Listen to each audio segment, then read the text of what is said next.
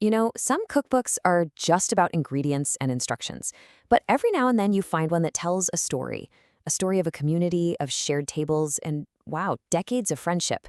Today, we're diving into one of those really special books, the Irvington Presbyterian Church Cookbook. Right from the get-go, Pastor Michael sets the tone. This isn't just about feeding yourself, it's about opening your home and your heart.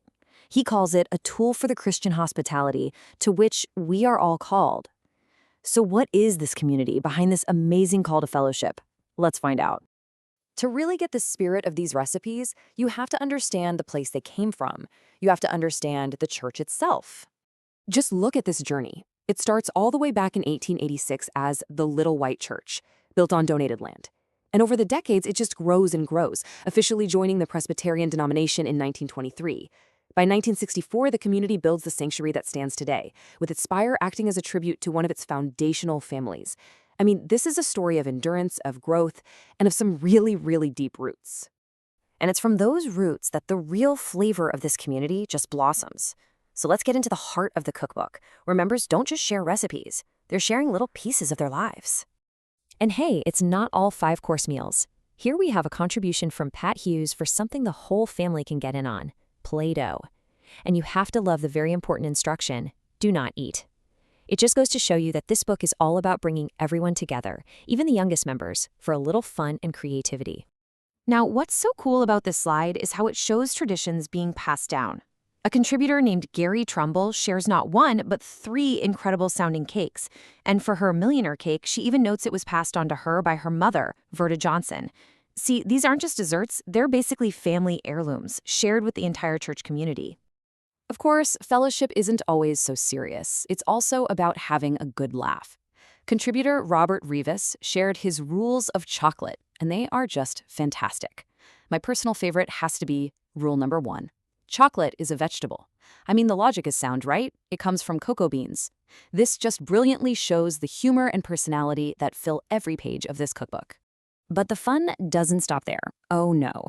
This community clearly has a great sense of humor that extends to some, well, let's just call them unconventional culinary ideas. Okay, yes, you are reading that correctly. Elephant stew, serving 3,800 people. The recipe actually notes it takes about a month just to cut the elephant into bite-sized pieces. And if more guests are expected, well, just add 2 rabbits, but only if necessary because, as the recipe warns, most people do not like hair in their stew. It's that kind of playful spirit that makes this cookbook so utterly charming. And this fellowship, it extends far beyond Fremont.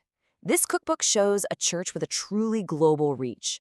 On one hand, you've got opor ayam, this beautiful chicken dish from Indonesia shared by Johanna Firstner, who lovingly remembers her family's cook. And on the other, cachapas, Venezuelan corn pancakes from Valerie and Larry Bacchus, who were missionaries in Venezuela. These recipes literally bring the world to the table. And that's the thing. This book offers so much more than just food for the body. Woven between the recipes for cakes and stews, you'll find real nourishment for the soul. This quote is just tucked away in the cookbook, and man, it perfectly captures the spirit of the whole project. It's the difference between just making a meal and preparing it with care. It reminds us that true hospitality is, at its heart, an act of love. And the wisdom isn't just philosophical, it's incredibly practical. Sue Metzer contributes a whole section of helpful home remedies. Got a splinter? Use Elmer's glue. A minal burn? Colgate toothpaste. These are exactly the kind of tips you'd get from a caring neighbor over the backyard fence, all collected here for everyone to share. So when you put it all together, the history, the family recipes, the humor, the global flavors, and all that practical wisdom, you get more than just a cookbook. What you really get is an invitation. And that brings us right back to the central theme, doesn't it? After seeing all of this, what does it really mean to share a meal? It's clearly about more than just eating. It's about creating connection, sharing our stories, and building a community. This is the scripture Pastor Michael used to frame the entire cookbook.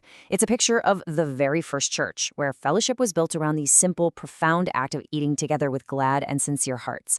This is the ultimate goal, right? The true meaning of hospitality that the whole book inspires. In the end, the Irvington Church Cookbook isn't really about food at all, is it? It's a written history of a community's love, a practical guide to sharing, and a heartfelt invitation to pull up a chair and join the fellowship. It really leaves you wondering, what stories could your own community tell around the dinner table?